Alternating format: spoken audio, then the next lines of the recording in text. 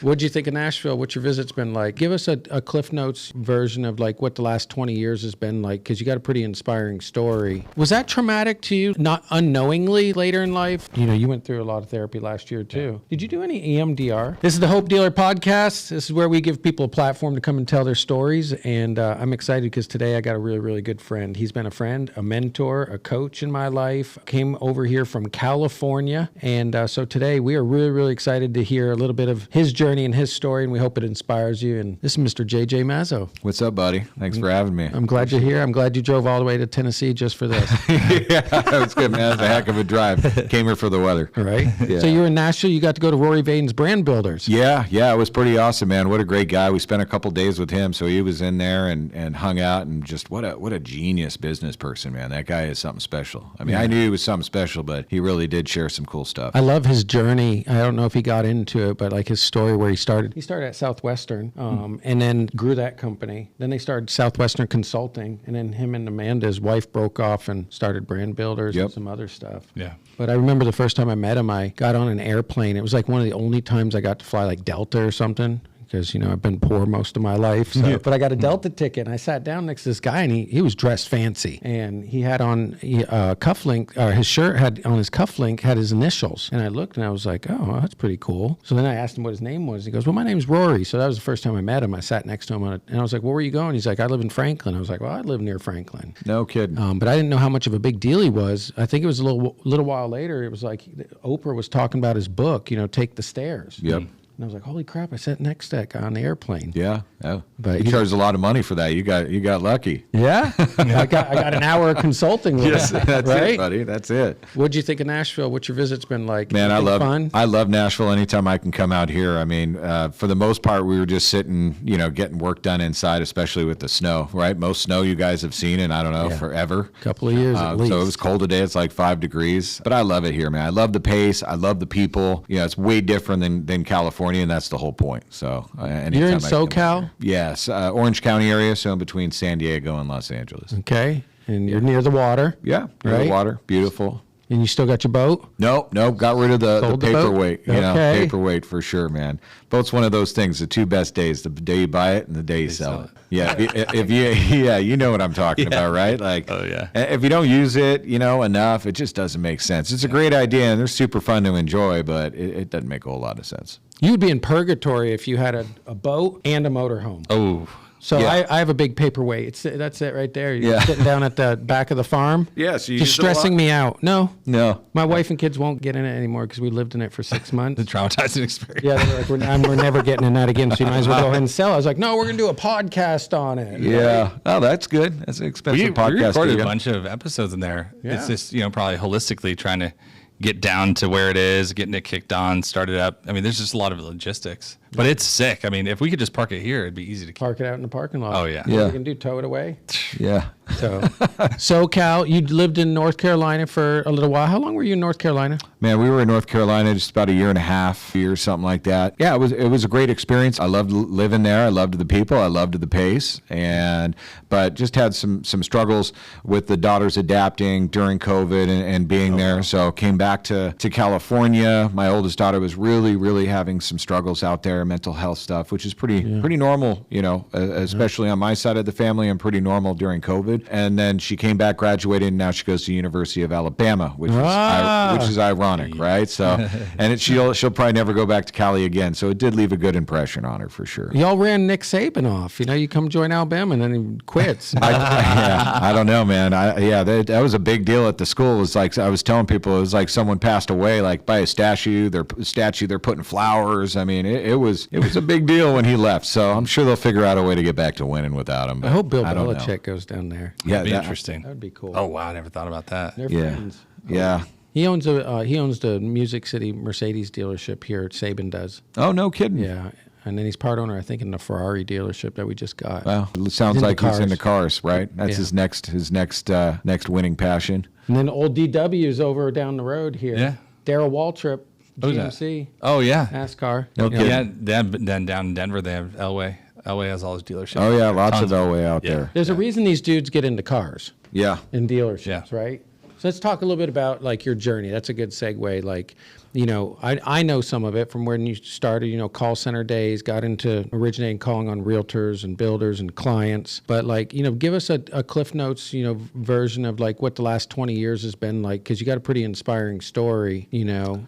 Yeah, but I mean, man, I'd say it started before that. I mean, I got into the mortgage business in the mid-90s, just out of high school. I just didn't have a choice. So for me, it was out of high school. I was DJing raves and doing the club scene, which wasn't what it is today, but it was starting to heat up. And it was pretty cool. I mean, growing up with my parents and stuff, we moved around a lot, probably 15 different times, massive amount of schools. We lived in different hotels throughout my life. I always joked that when my dad paid the rent, it was the first and the last month's rent you were ever going to receive from his ass. Like that was just how it worked. And he was a bit of a hustler and kind of grew up different and got grounded a bit when I came along, but still had just a lot of instability. So for me, wanting to get into the mortgage business had to do with wanting some stability. I wanted to be a realtor first and realized they worked weekends, and I was like, I'm over that. Little did I know it was 7 days a week for mortgage for the rest of Lord knows how many years, right? So no, we moved around a lot, and then I was out of the house at about 17, and I just figured, man, I need to create stability. I need to figure out a way to I want to get into this mortgage and real estate thing so I can help others with stability, because I figured if I could solve the problem for myself and then help other people solve the problem, it was truly purpose driven. It wasn't money driven, because at the time it did not pay really great. Right. It paid the bills though. I mean, it helped. So I figured out how to get into a house and had some mentors teach me the mortgage business at a loan officer assistant level, and got into a house fairly young, and then was in the call center side of things. So it was very much call center, consumer direct, no realtors whatsoever. I had a really deep voice. I was able to, at a young age, still be able to get over the phone and sound like I knew what I was doing. I don't even think I knew how to come up with an interest rate for 4 years. I would just hand it to some guy and I'd be like, he'd be like, 2 points, 8.99. Okay, boss. And then I would go sell that. A spec sheet. Yeah. That was, and it was the 4 squares, like the car dealerships we were talking about. 4 options. Yeah, that was it. And if I asked to discount it, I'd get yelled at, thrown it back in my face. So you learn that, I learned it from old school guys growing up, and a lot of those guys were car guys, military guys. So it was a very unique place to grow up as a kid in the business, and became somewhat successful, as I thought I was, right, as most people do at that young age in that business, until the crash happened, 08, 09. And it became very apparent very quickly when everything dried up pretty quick, within a 12-month period of time. I had just met my wife, and it was probably one of the not the worst, but one of the darkest periods ever. I mean, at this point, I thought I was figuring things out, and we ended up losing a home, losing our cars, a baby on the way, a 2-year-old, a new marriage that was on the rocks, me not dealing with massive trauma that I had as a kid, taking it out with anger, feeling shame, and talk about shame and inadequacy as a husband and a father. I mean, it was maxed out. I never really had great examples of that at all. My father wasn't a great example of either one of those things. I mean, it wasn't the worst, but wasn't the greatest either. Right. And so going through all of that, filing bankruptcy and losing everything. I mean, I think I had a bike is what it was. So I had a bike, and I would ride the bike to my cubicle that I was renting to still call these leads. And then someone stole the damn bike. And I was so pissed off, man. I loved that damn bike. It wasn't anything special, right? So at this point, you're like, God's really trying to make a point. Right. And he did. And one of my really good friends, Jessica Uphoff, she had come, and she's like, man, we got to try something different. I went to this seminar and listened to these CDs, and you really should try this. We should start doing purchase loans. I was like, purchase loans? She's like, yeah, you get with real estate agents. I was like, why would you want to do that? Yeah. Like, how am I going to talk to the people who actually want to borrow money? And so that was kind of the transition at that period, to transition into trying to go to my first coaching event. And then making it to that coaching event, it was $500. I was in Dallas, and man, that was just opened my eyes and got to see people that are now good friends of mine, Shayla Gifford and some of these people that I was like, oh my gosh, this can be done. Yeah. But I couldn't afford it, and I didn't make enough money to get in any of the programs either. So I just listened to the CDs and just stole as much as I could, applied it to my business. Wow. Until I was able to save up enough money and start, working things in that business. Wow. So You become pretty darn resourceful when you grow up poor. You never, ever, ever lose that resourcefulness. Yeah. Right? Yeah. I got to say, 100%. Jessica Uploff is the one who did our loan in Denver. No kidding. way. Yeah. How crazy Jessica, is that? Big shout out to Jessica. She's Yeah. amazing. Oh, yeah, man. She is amazing. She is. She's a bulldog. Yeah. Oh, dude. She is no She joke. just made everything happen. You know, you've talked about that, right? In the industry, we're like, you just got to be the person who can, not only you got to get the ball, you got to carry it all the way over the line. Yep. You know? And there's a lot of respect in the hustle of that and what's required. And I would always think of Jessica. I'm like, yeah, that's so crazy. Yeah, she lived in Orange County and then moved to Denver after that. Yeah. And started her business out there in Denver. God's always up to something. She's the bomb. She's so you know, so we'll have to send her a little clip of that. Yeah. Hey, you talked about moving a lot. Like I moved a lot, not as much as you did, but was that traumatic to you? Like not unknowingly, like later in life? Oh, super unknowingly, you know? And I think the unknowingly part was just going to all these different schools and having to meet new friends and then never fitting into a group of That's people. traumatic. And then being bullied. And then I was sent to boarding school across the country because I was such a model kid. And so it was, and that was in my early teens. So, you know, that doesn't help. There was a lot of rejection and abandonment things that happen throughout that, you know, you don't realize you don't know it until you're much older, honestly. Yeah. It was hard. When you're thrown in that environment, it feels sometimes like, you know, somebody gave you a puzzle piece and like they're like a big pile of puzzle pieces and you're just trying to figure out a way to like plug it in somewhere. Yeah. And then right when you feel like you got the puzzle piece like getting plugged in, then it's like, oh, we're moving again. It's like, damn. So it's hard to catch momentum, and that makes you feel like you're not good enough because you never get to the point that you have like deep friendships, genuine friendships, and when you do, then it's torn away from you. Yeah, you know, there was a time where we lived at the same place, I want to say for 3.5 years, and that's where I formed some relationships that are still with me today. Even though I shortly moved after that. We were at that place, and we moved to another place, and then we were in a hotel, and I remember Thanksgiving. Thanksgivings are always kind of weird because I remember I was 16. We were living in this comfort suites, and it was me and my two brothers. So there are 5 of us living in this room, and you don't really realize that you don't realize the situation. It just is what it is. You know, like I think a lot of people say they're poor. They don't even realize that they are poor or have less than. I mean, there are a lot of people. I say poor, even almost like using that because it's like, man, people will show you poor if you think you're poor. Right. But man, we were doing the microwave turkey, and I just had so much frustration and anger at that time. Yeah. I remember getting in a big fight with my mom and just walking out and walking, you know, on Thanksgiving Day. And it's like, man, the blessings looking back, right? It just goes to the anger and the frustrations and not dealing with things. And you look back now and it's like every single one of those people in that hotel room are all passed except for me. And you're like, man, what would you not give to have a Thanksgiving turkey with those people, regardless of where it was, right? Wow. And so, like, talk about I've been peeling things back with therapy the past few years, buddy. So it's like, you know, and a lot of those things happened shortly. I mean, when we were talking about when I lost everything, you know, with the family and just starting that family, it was like, you know, we lost my wife's mom, we lost my mom, we lost my one brother, all within that year period of time. And so this is where loss, and you feel abandonment, even though when people die, you're like, oh man, they abandoned me. But there's a lot of that goes in there. So, you know, lots of baggage, you know. That's why I loved what you had posted, because I think talking about mental illness, where it comes from, overcoming that, man, it's one of the biggest things that people deal with that they're afraid to talk about, that everyone is going through in one way, shape, or form, and dealing with it, not dealing with it. Everyone's on their own path and their own journey, but I think it's just so important so that there's less of a stigma so that people can work through it. That's right. And it don't matter when. It can be 15, 25, 35, 105, but, you know, for me, God's been a part of that. My faith's a big part of that. My family's a big part of that. Things worth fighting for, understanding you're not alone is a big part of that. And I think all of those things are, you know, I used to think it was the chip on my shoulder. Like that chip is what drives you. No, that chip is not, it shouldn't be what drives you, right? I mean, that chip it's things that you haven't dealt with is the chip. So like what true success is not having to have the chip and still being able to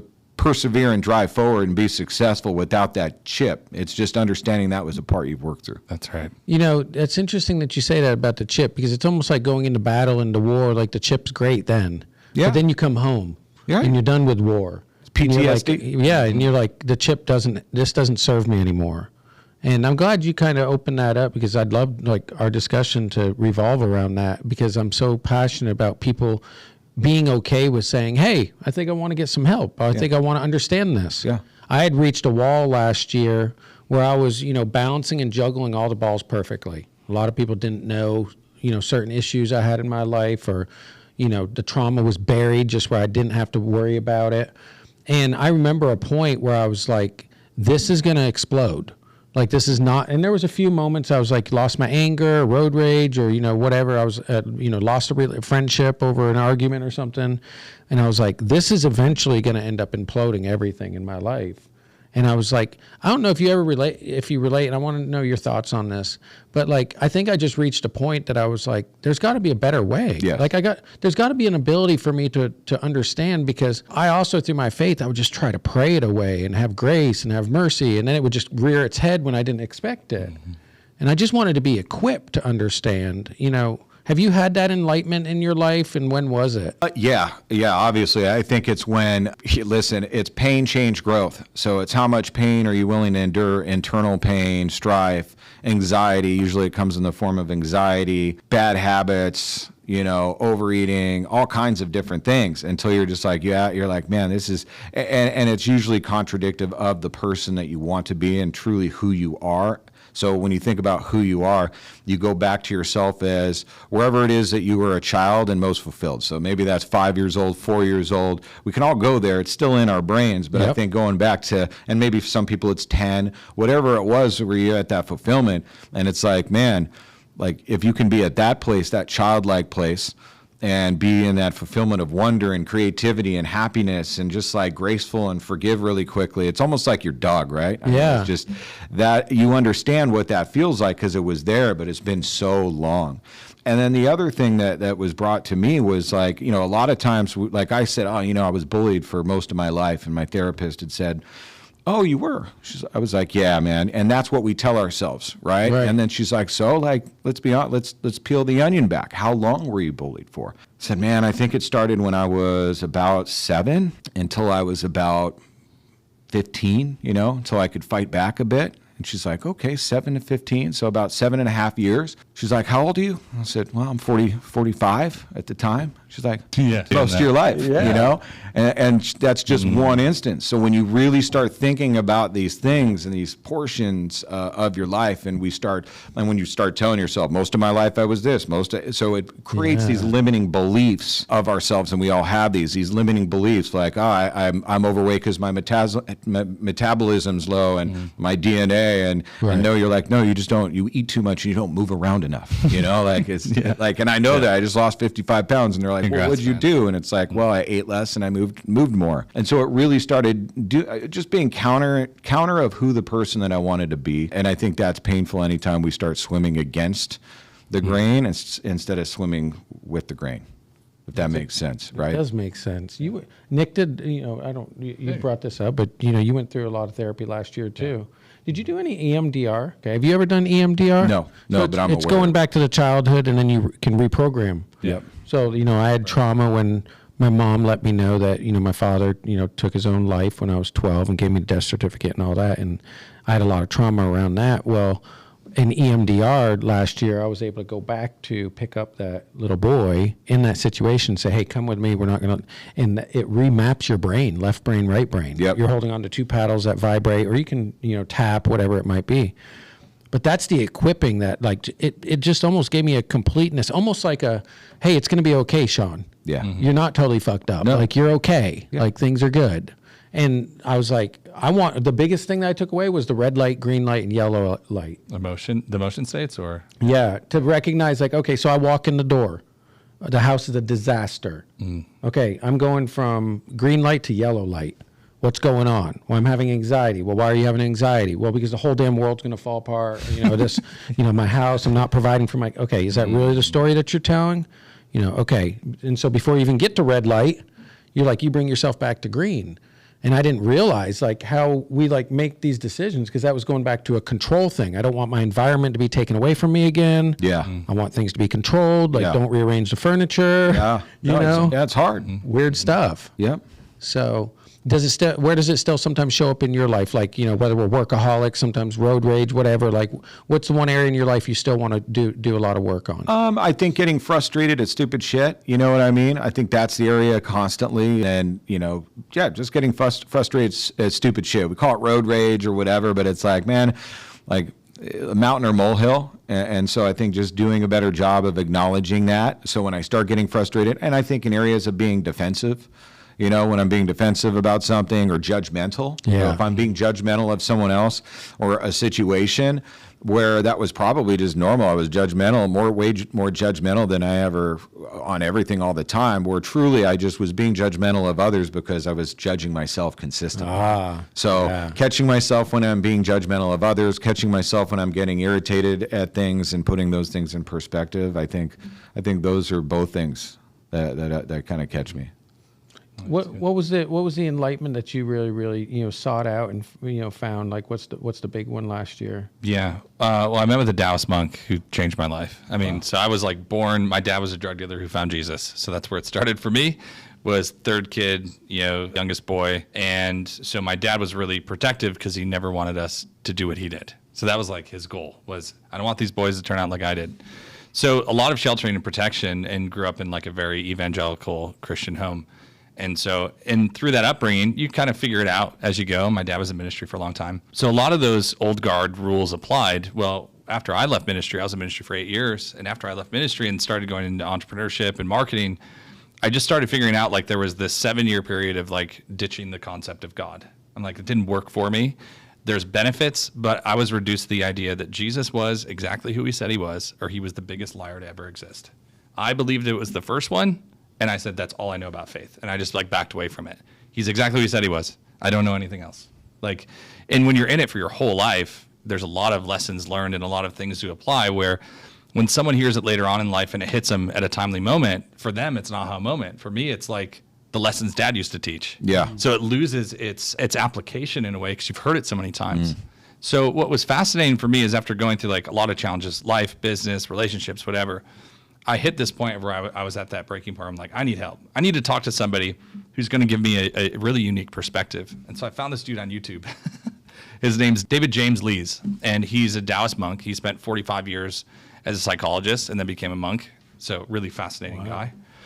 And when my wife and I were going through our most challenging season, business was like, this is post-COVID, just everything is a disaster. I'm like, I need help. So I hit up this dude and I'm like, I need to do a breakthrough session with this guy. So I booked 2 hours with him.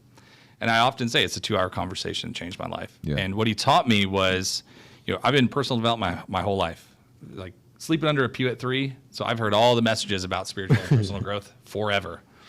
But what this guy gave me was a universal key that allowed me to frame everything that I was having in my personal experiences to really empower me, which he said, Nick, there's life events that are going to happen to you, just like for everybody else. There's life events. He said, the problem is you're allowing your emotions to be the next step, then your belief system comes after. So he's like, it's out of order. Because what happens? Well, this life event happens, whether that's a tragedy or someone cuts you off in traffic, whatever it might be. So immediately your emotions hit. Yeah. And your beliefs go unchecked. Yeah. He's like, think of it like the mincing machine, right? So he said, life events will happen. Your beliefs need to hit before your emotions. You've got to predetermine what your belief system is about something before then those life events translate to emotion. And little did I know, I met with this guy in February of 22. And I did 100 therapy sessions in a year, like just really went all out to figure out what the heck's going on and what can I do to be better. And then a year later, my kids were in a school shooting here in Nashville. So what's wild is just like the military, you rely on your training and not your standard stress response. And I practiced so many times situation, where's my book? Where's my book? Where's my book? I wouldn't even allow myself to feel anything at first. I'm just like, give me my damn book. What are my beliefs? And I'd refer back to it. Okay, my first belief is this is happening for me, not to me. Okay, cool. Let me rest in that. Let me take a minute and pause in that. This is happening for me. Mm-hmm. Good. This is good. And what it does is it reduces the emotional pendulum. And so that one thing that I learned from this guy changed the way I responded to everything. And sure enough, when we went through the school shooting, I remember when my wife called me, I was on a Zoom call with some dude in Canada, and she's like, there's a shooting at the kids' school. And I'm like, wait, hold on a second. Wait, what? And then she told me again, and it was like the adrenaline hit, and I literally lost my shoe down the hallway. When I was running down the hallway, I'm like pushing people out of the way, smashing the elevator button to get down there. I'm right across the street from the school is my office. And so I run outside and I'm out there. And I remember though, when I was in the elevator, my wife said, I just hope my babies are okay. And I'm like, I just want you to listen to me right now. Our kids are fine. Something just in that training of going back to my belief was that they were okay. The wild thing is the belief didn't change the circumstance. It just changed me. Right. Mm-hmm. So I became the anchor. I became the lightning rod. I was the one who was able to stand steady in the storm. And that allowed her to then feel that safety and security. And sure enough, as I'm walking up the driveway towards the school, my son's walking down. And so I see him and I'm like, okay, good. Now an hour and a half goes by and I don't know where my daughter is still, but I'm holding on to that damn belief so hard. I know they're okay. And here's what I knew internally that I didn't say to my wife. If she's alive, I know she's good. If she's not, I know she's good because I knew who she's with. Right. You know, I know my daughter's heart. Yeah. It's powerful. I had to hold that. But in any situation in life, I think that became the lens that I looked through and how I would view situations. Now, everything in life isn't perfect, but what I can say is I know how to rely on my belief systems. I'm teaching my kids that now. I never had that training. It was just, you know, pray it away. Like you were talking about, sprinkle some Jesus on there and you'll figure it out. Yep. And no, the human experience is far different than just reciting a parable or a scripture. It's finding the tools and the resources that will help you get through. So now, you know, my kids have overcome death. Like, what are they going to go do? Right. You know, the level of resilience that they have. So Amen. I'm so grateful. 2 weeks before that shooting happened was when I stopped therapy. All of that timeline of all of that training, God was preparing me For that moment. for that thing. Yeah. That, because that would have sent me off the ledge. I don't even know if I'd be here, honestly. There's so much stuff that happened, and I was in the mode of I can't take another thing to the point of I can handle anything. There's a book that I read. I've read a bunch of his now. Robin Sharma, and it's called "The Monk Who Sold His Ferrari." Yeah. And it's very, very in tune with what we do. High pressure people that work really hard, super crazy workaholics, and just out of tune and out of shape and all of that. And it goes into all of the steps that he did for transformation. And then there was another book that he did after that, which is called Destiny. And it's by the monk who sold his Ferrari. They're both great reads, both great stories. If I'm reading them, they're easy reads. Yeah, I was gonna say, do they have pictures in them? Yeah, dude, outside that, I mean, outside that is pretty good. But, I agree. They've got some really great anchoring tools and thoughts in there that really help that. Yeah, man. Regardless if that's your overall faith, it's like, man, there's some really, really great insight is the way I look at it there. And I think God gives us the insight in many different forms. Yeah, man. That's inspiring. You said something a second ago. You said 4, when you was talking, and, me and Nick have a really, really close relationship, and we built it really fast because there was a night that somebody had invited me to go hear him speak, and I hadn't met him at that time, our buddy Jim. And the day before, I had made a commitment in my mind that I wasn't going to go to Arizona. I had put the deposit down, and I was talking myself out of it. I was like, what are you going to tell people? This is crazy. What are you going to tell your employees? You're going away for 7 days. Like, I'm not going. And so I went to, listen to him speak. And it's similar to when I met you, man. Like, I have these experiences when I first meet somebody. Like, my discernment just tells me, like, hey, I'm going to gravitate towards that person or I'm not. That's one of my spiritual gifts.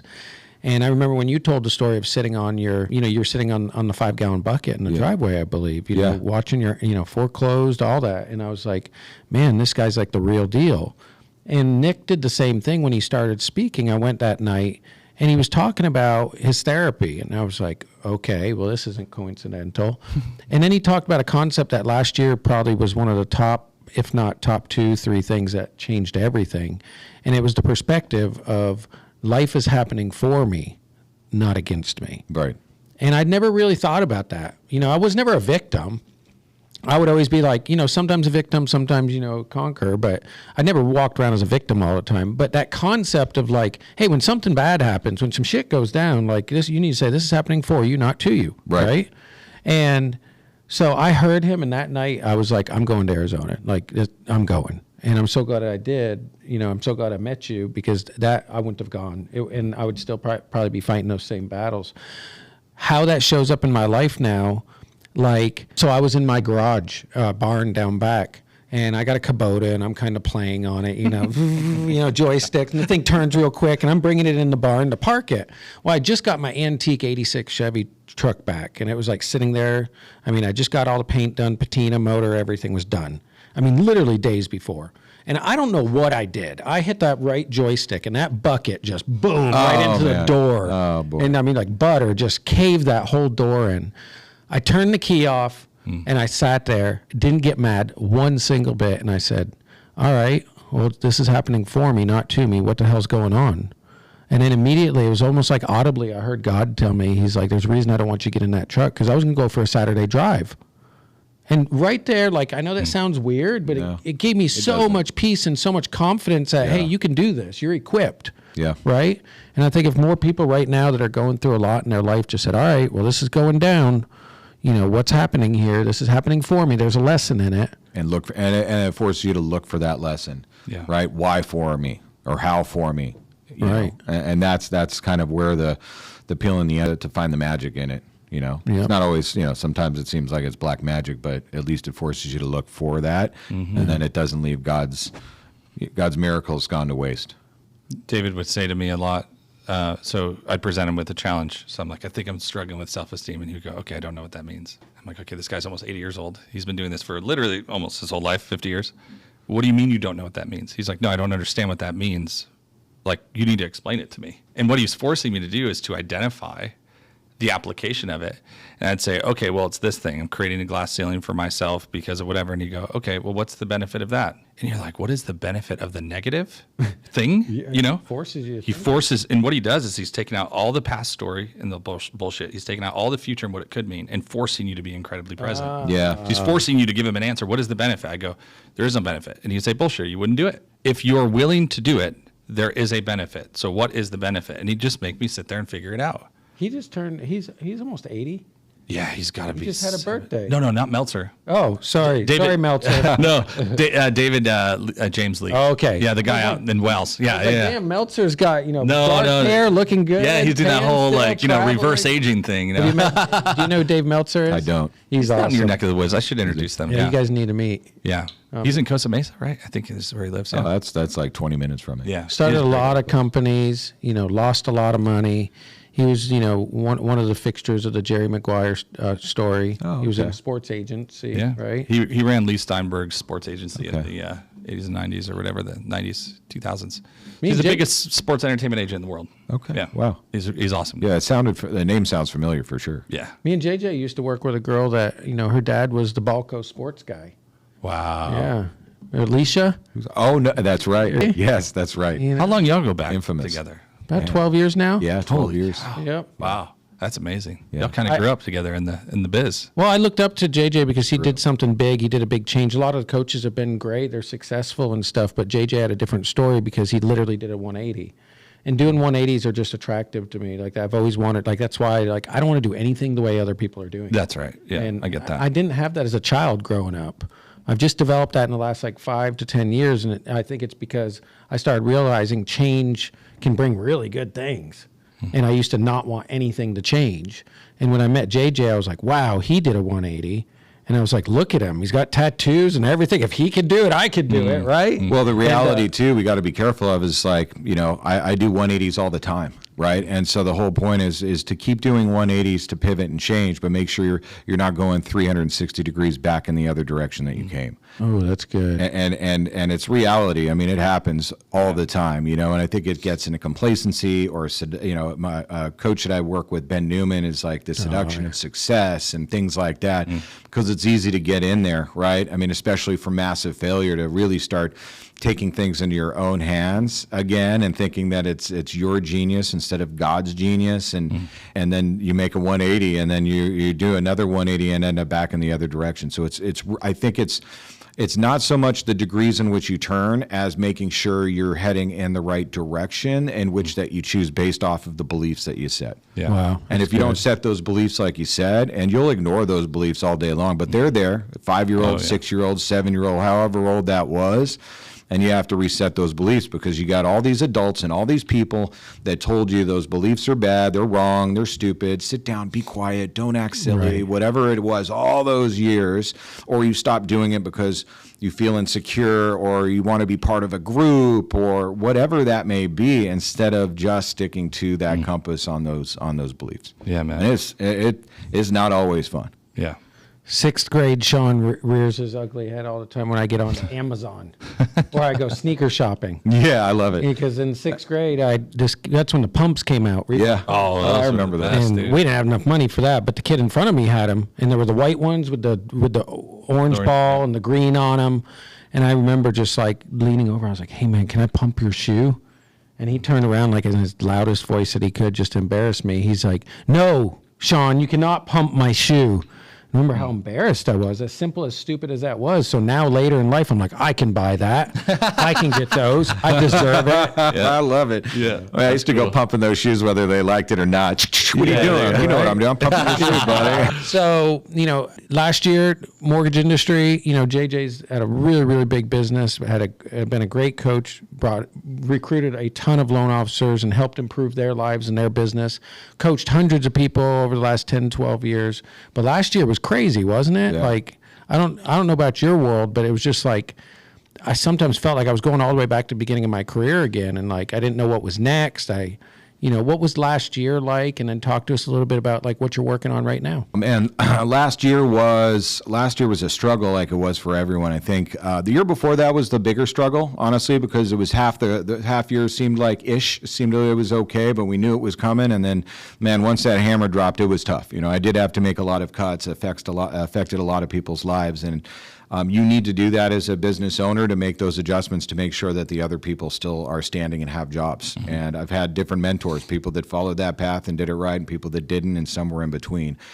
So I'd say I struggled the most in the business that year. Last year was, I think, the year of responsibility, and just I realized I was responsible of helping all these people's mindsets to be able to persevere through what could be, who knows, really catastrophic for them and their families, because I'd already been there. And so that meant me dealing with more of my stuff to make sure that I was in the right frame of mind to be able to do that. So I really started digging deep into my mindset and diving deeper into therapy and diving deeper into those things, because, being a fraud and a piece of crap and not having the right mindset, then it wasn't just going to affect me, it was going to affect massive amounts of people. And I believe my purpose here is like just doing this, being able to help other people so they don't have to go through the same things, that they can make adjustments, they can be inspired, they can persevere through this stuff, and they'll be okay. And so that was it. I mean, mindset, I'm talking like, man, my 5 a.m., so Robin Sharma has a book called 5 a.m. Club, amazing book, one of the best reads ever.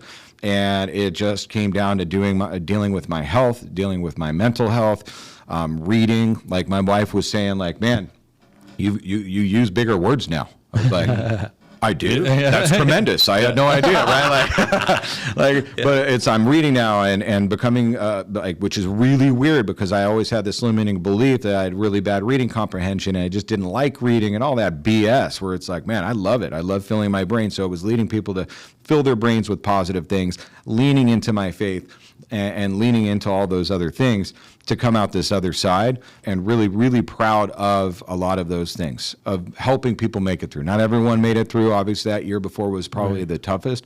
But as we start seeing some shifts in the industry now, I feel people are mentally equipped, and man, a lot of them survived when a lot of people didn't survive. Yeah. So it was a transition year, I think, big. For me, what I'm working on big is my marriage right now.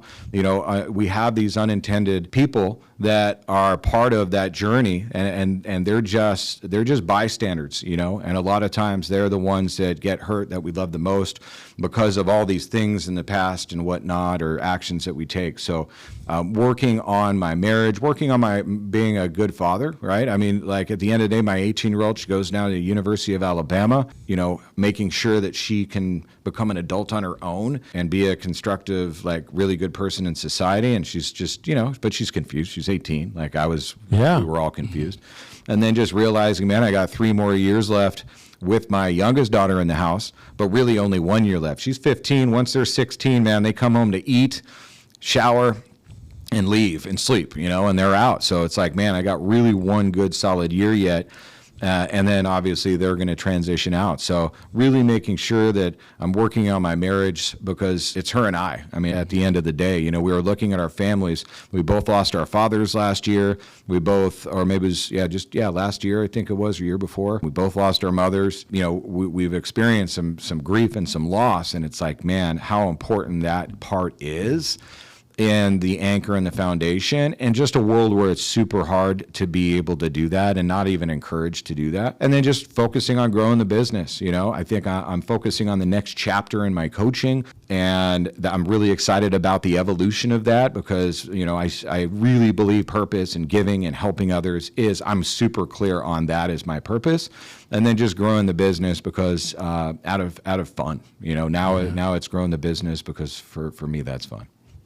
Well, I'm super proud of you, and I just want to tell you as a friend the impact that you've had on my life, and I look up to you, and I think it's really cool, you know, that you're entering into this next season, and I know it's going to be even bigger. It's going to be really, really cool to watch. Thanks, bro. I'm glad you got to meet my good buddy here. Yeah, dude, it was awesome getting to know you. I appreciate Aaron too, man. And I really, really hope people just take away a part of this to see somebody that, you know, from the outside may look like you got it all together.